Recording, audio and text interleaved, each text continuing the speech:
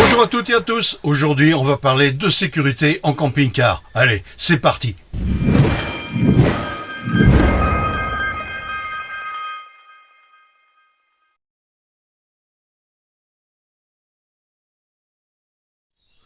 Alors bien évidemment, la sécurité en camping-car, c'est quelque chose qui est assez sérieux. En ce moment, je dirais surtout parce que j'ai remarqué, en regardant un petit peu partout, qu'il y avait pas mal de camping-cars qui étaient volés. Alors plusieurs raisons à ça.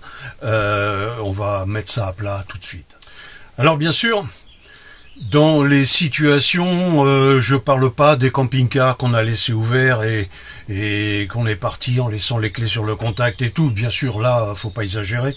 Mais il y a des choses sur lesquelles, que j'ai remarqué en tout cas, sans dire que pour autant ce soit une obligation, mais c'est souvent le cas. Alors, c'est l'emplacement du camping-car. Évidemment, si on met le camping-car dans un endroit qui est, je dirais,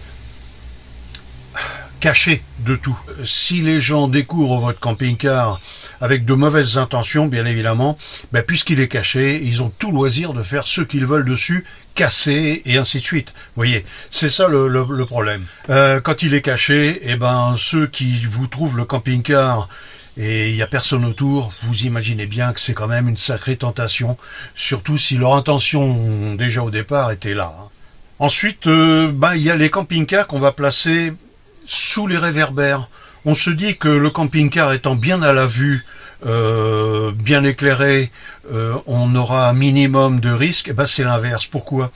Parce que tout simplement, dans le camping-car, ils n'ont pas besoin de lumière pour faire ce qu'ils ont à faire, puisqu'il y a de l'éclairage à l'extérieur.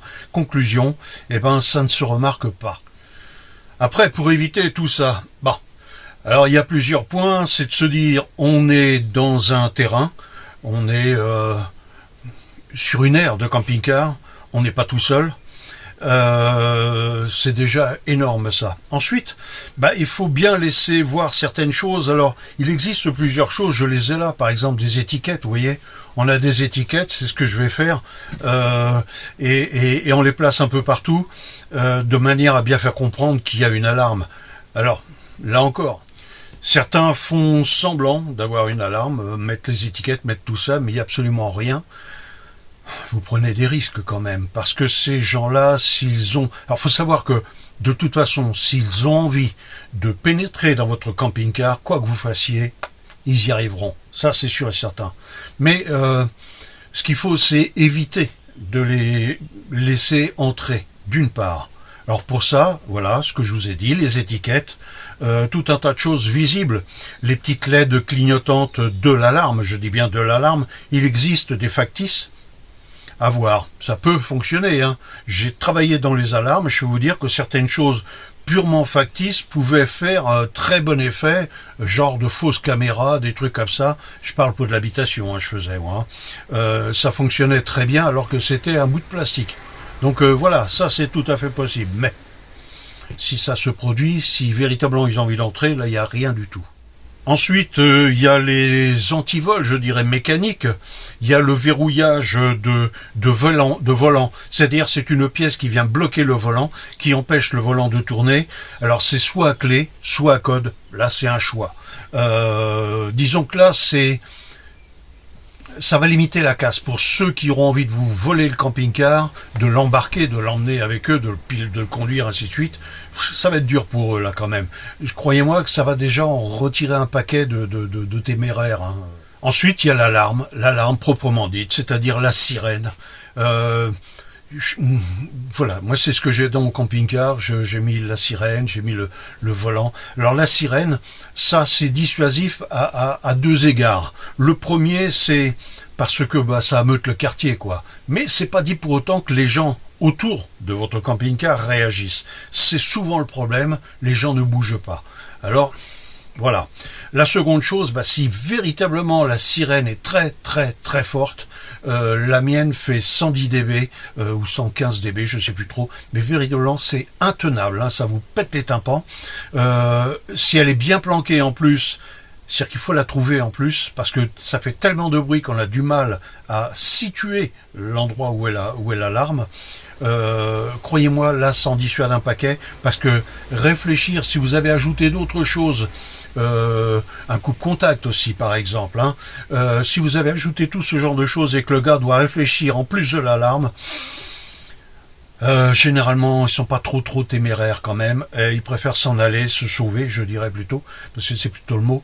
Et puis laisser ça comme ça. Donc il y a eu effraction, mais il y a moindre mal, je dirais. Alors pour éviter les effractions, bien sûr, il y a les étiquettes à droite à gauche. Moi, c'est ce que je fais. J'en ai acheté. Alors j'ai trouvé des étiquettes qui étaient dédiées au véhicule, c'est-à-dire que j'ai pris des étiquettes Fiat. Puisque mon véhicule c'est sur une base Fiat, mais j'ai pris des étiquettes Fiat. Déjà c'est un peu plus que la simple alarme. En plus, on se pose la question à savoir ce que c'est comme alarme, vous voyez. Et j'ai pris, je vous dis, ces étiquettes-là, qui sont des étiquettes qu'on pose à droite à gauche, sur toutes les baies, aux endroits, je dirais, censés être touchés, vous voyez. Il y a aussi une autre chose que l'on peut faire, et ça je vais m'empresser de le faire, c'est tout simplement de demander à une personne, alors moi j'ai la machine donc je le fais sans problème, mais si l'on vous vole le camping-car, c'est d'avoir sur le toit le numéro d'immatriculation en grosses lettres sur le toit, avec du vinyle, simplement du vinyle adhésif, ce qui fait que par hélicoptère, on survole votre camping-car, on voit la plaque d'immatriculation, donc il n'y a pas besoin de chercher, s'il a été déclaré volé, ça se voit tout de suite. Il y a ça, et puis évidemment, il y a le tracker GPS. Ça, c'est... là aussi, autre chose qui permet de situer où est le véhicule. Mais quand on en arrive au tracker GPS, c'est qu'il s'est passé déjà beaucoup de choses et ça devient quand même assez costaud. C'est qu'il faut réagir en temps et en heure. Généralement, quand les camping-cars sont volés, c'est pareil aussi. Bizarrement, c'est proche d'une frontière. Devinez pourquoi. Voilà. Donc, dès qu'il est sorti de la frontière, la gendarmerie peut-être dans certains cas de manière frontalière ils ont des arrangements et la police ou la gendarmerie d'une autre police principalement du pays à côté fait la recherche aussi. Voilà, ça c'est tout à fait possible. Bien souvent, et c'est ce qui se passe quand les voleurs veulent vous piquer, je dirais, votre véhicule, ou tout du moins pénétrer dans votre véhicule, ils vont se débrouiller pour vous faire sonner le véhicule tout le temps. Voilà, de manière intempestive. Alors vous croyez au départ que c'est parce qu'il y a des branches, puisqu'il y a des glands, des je ne sais trop quoi, qui vous tombent sur le camping-car, l'alarme se met en route parce que vous avez des capteurs de vibration, de choses comme ça, et au bout d'un moment, vous en avez tellement marre, puisque vous pouvez plus bouger, vous pouvez plus sortir, dès que vous avez fait 100 mètres, bizarrement votre alarme se met en route, et bien vous retournez au camion et vous coupez l'alarme. Et là, voilà, là vous avez fait la plus grosse erreur, c'est-à-dire qu'en fait, ce qu'il faut faire dans ces cas-là, c'est se débrouiller pour partir, je dirais, une personne part, va se cacher, une deuxième personne part du camping-car, met l'alarme en route, et celle qui est cachée reste, et l'autre s'en va. Donc le voleur pense que vous allez rejoindre votre compagne ou votre voilà. Et ce qui se passe, c'est que là, à ce moment-là, il joue au jeu et il voit si l'alarme est activée. Et c'est celui qui est caché, dans ce cas, qui voit les personnes faire. Parce que bien évidemment, pour jeter un caillou ou quoi que ce soit sur le camping-car, il faut qu'il soit quand même beaucoup plus près. Et là, vous le voyez, et là, vous pouvez le sermonner ou les faire fuir, on va dire. Voilà, ça c'est une façon qu'ils ont d'agir. Donc méfiez-vous, si votre alarme se met en route à chaque fois que vous sortez, c'est qu'il y a quelque chose, et surtout si vous êtes proche d'une frontière. Ça, indéniable, quand vous êtes auprès d'une frontière, en montagne ou choses comme ça, enfin bon, là méfiez-vous, ce sont les zones les plus risquées, je dirais, pour le vol. On va parler maintenant des alarmes volumétriques. Alors, vous pouvez très bien avoir, il y a des systèmes qui existent, où il y a les deux principes d'alarme, c'est-à-dire à la fois périmétrique et volumétrique. Le volumétrique, comme son nom l'indique, il détecte sur un volume. Alors, c'est bien, parce que tout ce qui est dans votre véhicule est protégé. Dès qu'on entre dans le camping-car, si vous avez que du volumétrique, lorsque l'on entre dans le camping-car, à partir de ce moment-là, le détecteur capte quelqu'un, un animal, n'importe quoi, peu importe, et met l'alarme en service. Alors, Bien parce que ça protège l'intérieur, beaucoup moins bien parce que si vous avez un animal, eh bien, vous ne pouvez pas le laisser dans le véhicule. Autre chose, c'est que si vous avez par exemple laissé un lanterneau d'ouvert et vous avez votre rideau qui bouge avec le vent, voilà, votre alarme, il y a du volume, il y a un mouvement, il y a des choses comme ça. À partir de ce moment-là, votre alarme se déclenche. Là encore, il y a des déclenchements, je dirais, intempestifs, provoqués ou pas, peu importe, mais de toute façon, l'alarme n'est pas, je dirais, efficace. L'efficacité d'une alarme, c'est quand elle ne se déclenche que lorsqu'il y a effraction, ou pour éviter l'effraction, je dirais, quand il y a quelque chose qui ne va pas, qui est contrôlé et pour lequel elle a détecté ce contrôle. Dans les alarmes, je dirais, périmétriques, c'est ça. Il y a ce genre de détecteur. Alors, je vous montrerai parce que ça fonctionne avec des piles, ça. Qui dit pile dit forcément durée de vie. Donc il faut savoir faire de temps en temps le check. C'est ce que j'ai fait, je vous montrer un petit peu comment ça fonctionne. Donc on a ça, on pose ça sur la partie mobile et ça sur la partie fixe. Je dirais que ça c'est posé sur la fenêtre et ça c'est posé sur le montant de la fenêtre. C'est à côté. Quand ça s'écarte de plus de 3 cm, boum, ça met l'alarme en route. Alors on met ça sur les fenêtres, sur les portes, sur les baies vitrées, surtout le lanterneau aussi, parce que souvent il passe par là, par le lanterneau. Donc il faut penser à ça, à mettre ce genre d'alarme dessus. Voilà, ça c'est l'alarme périmétrique. Ensuite on va avoir l'alarme volumétrique. L'alarme volumétrique c'est ça, vous voyez. Donc il y a différents systèmes qui existent à pile et tout ça. Et cette alarme, la voilà. Donc elle capte, elle a un rayon d'action. Je dis bien un rayon, donc il faut la mettre dans un endroit qui puisse capter tout autour dans un périmètre bien précis, pour qu'elle ait le maximum, enfin dans une zone précise, pour qu'elle ait le maximum d'angles de vue. Alors il y a des angles différents, il y a des 110, 120, 150 degrés en angle de contrôle, et tout ce qui passe, donc là c'est de l'infrarouge, tout ce qui bouge, et donc un rideau, faut pas croire, un rideau ça peut paraître neutre en infrarouge, mais un rideau sur une fenêtre c'est plus ou moins chaud, ça bouge, et ça va faire des mouvements infrarouges, et votre caméra, votre détecteur va être va être activé. Ensuite on va voir, bien sûr, il y a aussi d'autres, je dirais, types de caméras. Il y a par exemple les dashcams, ce qu'on appelle, qui sont à poser donc sur un rétroviseur, un faux rétroviseur. En fait, le rétroviseur, c'est votre caméra. Voilà. Alors, il y a une caméra frontale, et puis il y a la caméra qui est au dos. Certaines même ont 3 caméras. Donc, il y a une frontale, une caméra au dos, c'est-à-dire elle filme l'intérieur de votre camping-car. La frontale filme devant votre camping-car, et la caméra que l'on pose qui est derrière le camping-car.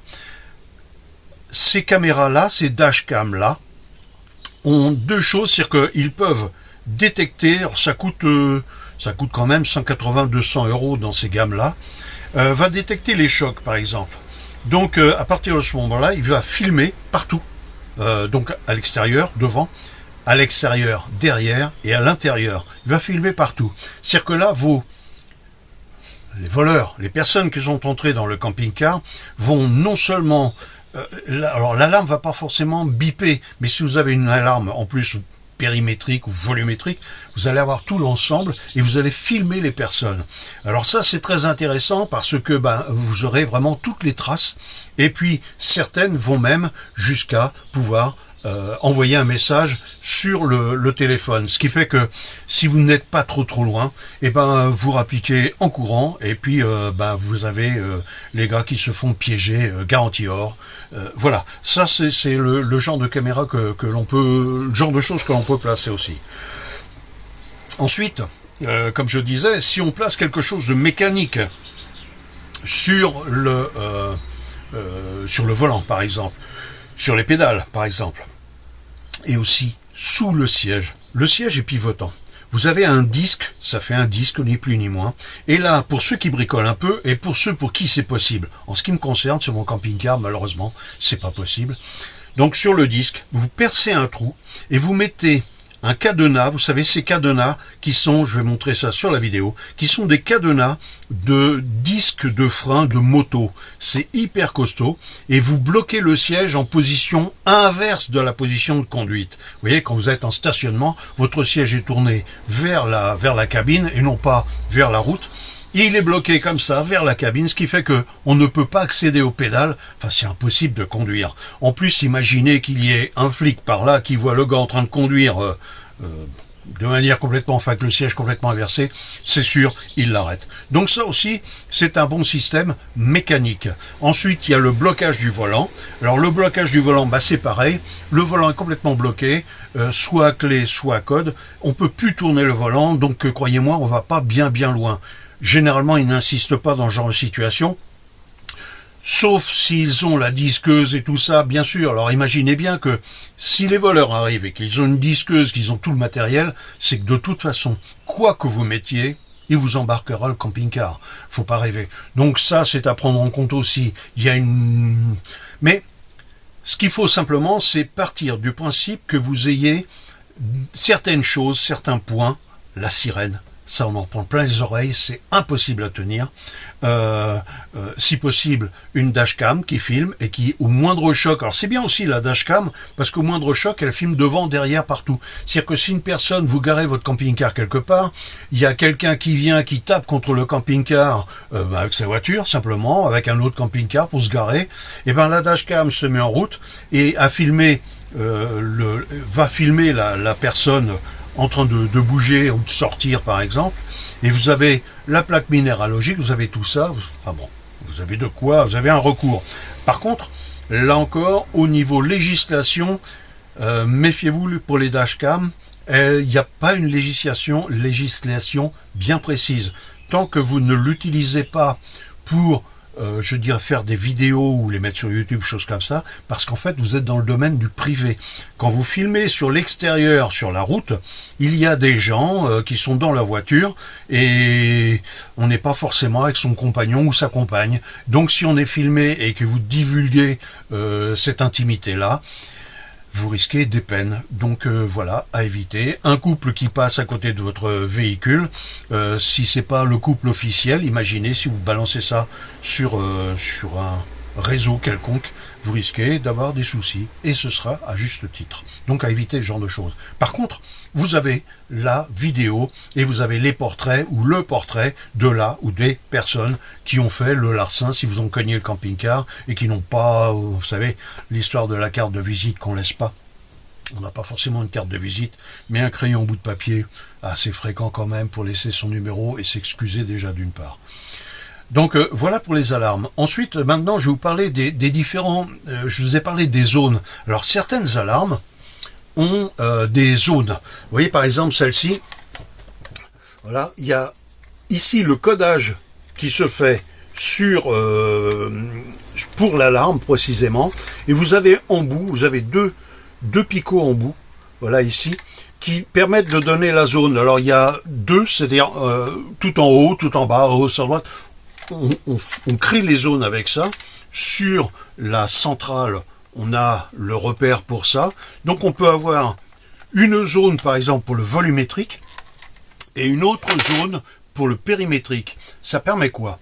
Eh bien, si vous avez un animal, vous partez et vous n'avez pas l'animal avec vous. Il est resté dans le camping-car. En ce cas, vous faites travailler le périmétrique. Votre animal peut rester dans le véhicule, ça pose aucun problème.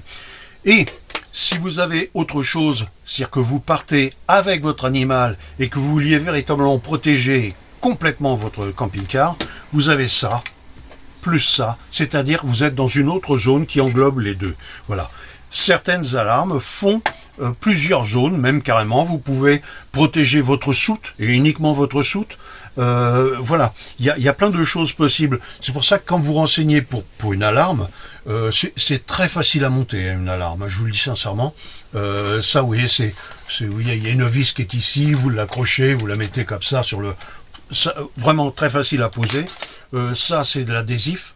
Donc pareil aussi, c'est vraiment pas complexe et généralement sur la centrale il y a juste les fils de l'alimentation C'est très facile à poser. Une alarme, c'est bien, mais encore faut-il contrôler son alarme. C'est ce que je fais pratiquement à chaque fois qu'on part véritablement longtemps, je dirais. Mais en l'occurrence, longtemps, quand on n'a pas forcément, quand on part juste un week-end, bon, on contrôle l'alarme sans plus. Mais là, voilà, on va partir par exemple pour 2 mois. Donc je change d'office, je change toutes les piles de mes alarmes. Sont des piles bâtons, des petites piles. Enfin bon, il y a différents types de piles.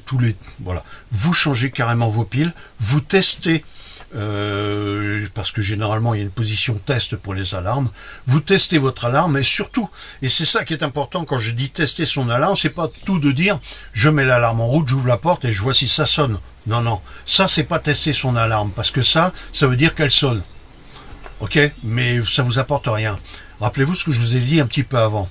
En fait, ce qu'il faut pour tester l'alarme, c'est votre véhicule est chez vous, vous fermez tout, le véhicule, vous mettez l'alarme en route, et vous restez chez vous, tranquillement, à côté, voilà, non loin, je dirais, de votre camping-car. Et le test, là, c'est de voir si votre camping-car, si l'alarme de votre camping-car se met en route pour rien. Parce que si vous êtes chez vous, vous êtes bien d'accord que si l'alarme se met en route, c'est que là, il y a un problème de fonctionnement, de sensibilité, par exemple. Votre alarme est trop sensible et elle se déclenche pour un oui, pour un non. Un contact un peu trop éloigné, vous savez, il faut 3 cm maximum, mais si vous êtes à 2 cm et demi, peut-être qu'une petite vibration fait que ça décroche, votre alarme se met en route, il n'y a rien eu. Voilà. Donc le test de l'alarme se fait pas en regardant si l'alarme fonctionne, se met à brailler ou quoi. Non, le test de l'alarme, justement, c'est de voir si l'alarme ne fonctionne pas. Ce qui est complètement différent. C'est-à-dire que elle ne doit pas démarrer de manière intempestive. Et là, votre alarme, on peut dire qu'elle fonctionne. Vous la laissez une demi-journée, vous attendez, pour pas déranger les voisins, je vais dire, vous attendez que ce soit tranquille. Vous avez votre télécommande pour arrêter votre alarme, vous ouvrez une porte, et là, vous voyez ce que ça donne. Et là, au moins, si l'alarme se met en route et qu'elle est restée tout l'après-midi sans se déclencher, ça veut dire qu'elle fonctionne parfaitement. Rappelez-vous ce que je vous ai dit juste avant, hein. Quand une alarme fonctionne de manière intempestive, ce que l'on fait, on la coupe parce qu'on en a marre. Et c'est là où on se fait cambrioler. Voilà. J'espère que cette vidéo vous a intéressé. Je vous dis à très bientôt. Et puis à la prochaine. Allez, au revoir.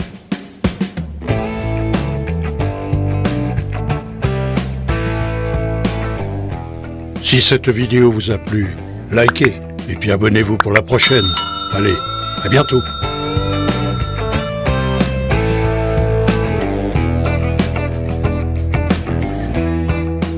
Attention les doigts.